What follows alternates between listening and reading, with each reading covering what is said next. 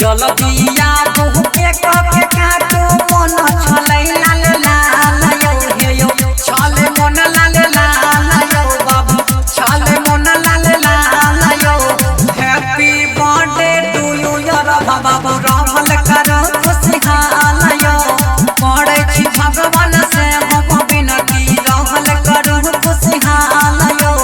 Happy birthday two you यार बाबू रहल करो खुशहाल यो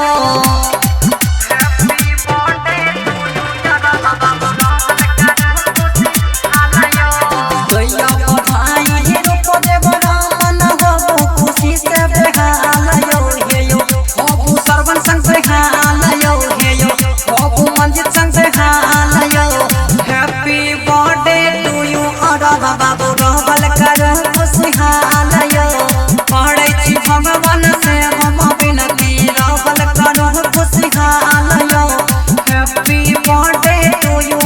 बाबू रहल कर खुशहाल यो नाचै गाबै खुशी मनाबै उड़बै सभे गुलाल यो हे यो उड़बै सभे गुलाल यो हे यो उड़बै सभे गुलाल यो हैप्पी बर्थडे टू यू यार बाबू रहल करो खुशहाल यो पड़े छी बिनती भगवान से बाबू रहल करो खुशहाल यो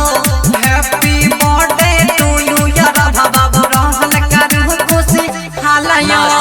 रिकॉर्डिंग स्टूडियो संत कबीर चौक 70।